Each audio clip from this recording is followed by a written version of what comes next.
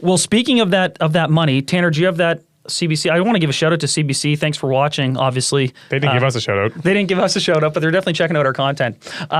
This was an article, the headline there, if you can't see it or if you're listening, Ottawa is lending billions to developers. The result, $1,500 quote unquote affordable rents.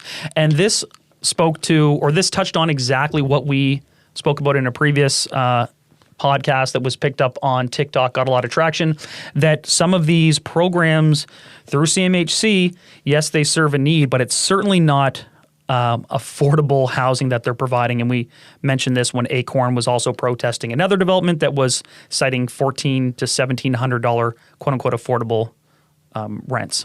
Yeah. No, it was just funny, the timing. It came out about a week after. Oh my gosh. We went over this exact thing, got our most traction ever.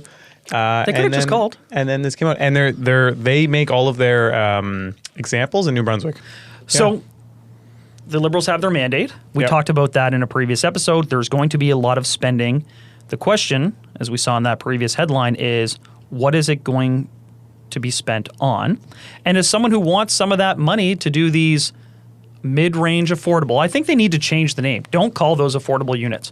Yeah. It's going to enrage people to call a $1,600 to $1,700 unit. In that article, they touch on the fact that in that area of New Brunswick, the average rent is $800 or $900. And these units are being classified as affordable at about $1,500. Like, oh, the average rent last year was $880. Right? So they need to do some branding change. This has to be called something like mid-level, affordable, new construction, something like that. Don't call it affordable. Yeah, because that $880 apartment's not going to be at anything close to the $1,500 apartment. No. It's a very nice looking building, though. Nice looking building, whoever built it. I was thinking that. And good Beautiful. on them. And as we talked about before, it does serve a need.